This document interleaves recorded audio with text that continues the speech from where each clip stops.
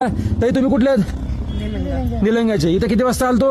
आम्ही इथे 3:30 वाजता. पहाटे 3:30 वाजता. मग नेमकं काय झालं मला सांगा तुमच्यासोबत. पोरगीला उलटी येऊलेली आहे म्हणून उलटीला उतरवलो. तुम्ही गाडी थांबवली? हा गाडी थांबवतो. हा, बाकी पोरगी ही थांबवलीला उलटी झाली म्हणून मित्रांनो लक्षात घ्या, गाडी थांबवली. हा उलटी झाल्या म्हणून थांबवलो गाडी. थांबवल्या पोरीला मध्ये घेतलो. बर. घाटीतल्या इथल्या गाडीची चावी घेऊन लगेच बंदूक लावून बसा मध्ये पैसे काढा म्हणले. बापरे. पैसे काढा. पैसे सुद्धा दिलो आम्ही. बर. पैसे सुद्धा दिलो. पुन्हा ते दोघं इकडे आले दोघं आम्हाला वडून बाहेर काढलेत. वळून तुमच्या हाताला धरून? पायाला धरून वडून काढले त्यांच्या. हा बंदूक पण नकली आहे बर. आणि चाकू हा तुम्हाला चाकू कुठं मारला? हे बघा इथं मित्रांनो ह्या माता भगिनीला आपल्या चाकू मारलेला आहे चोराने. बघा डोक्यात. बघा इथं बघा.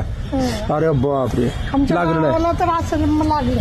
तुम्हाला कुठे नरडायला झालं बघू? नरड्याला काही पूर्ण इकडे इकडे वर वर कर मला. काही हा मित्रांनो हे बघा, हे महाराष्ट्रातील माता भगिनी सुरक्षित आहेत का? ही तुळजापूरच्या आसपास येणाऱ्या नागरिकांनी भाविक भक्तांनी ह्या ठिकाणी काळजी घ्यावी. इथं तुळजाभवानीचे आपले पुजारी आहेत जीवनराजे अमृतराव, ह्यांच्या सुद्धा भाविकांसोबत झाल्या असते. कुठे आहेत भाविक?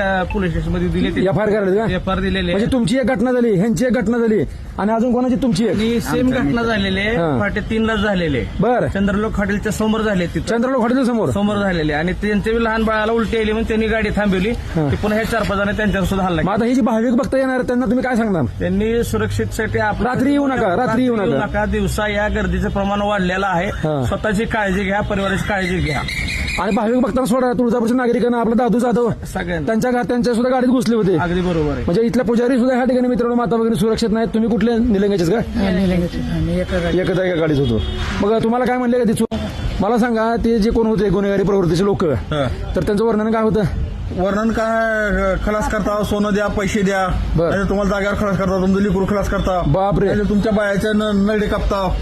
आणि माझ्या नळड्यावर हो का इथं डायरेक्ट सुरी इथं लावलेली, मला काय लागलं नाही. हा. इथं सुरी लावलेली कायमस्वरूपी माझ्याकडनं. बंदुकीत पूर्ण आमच्या बहिणीवाचं सोनं घेतल्याशिवाय मला चावी दिले नाहीत. गाडीत किंवा चावी. किती तोळे सोनं गेलं तुमचं?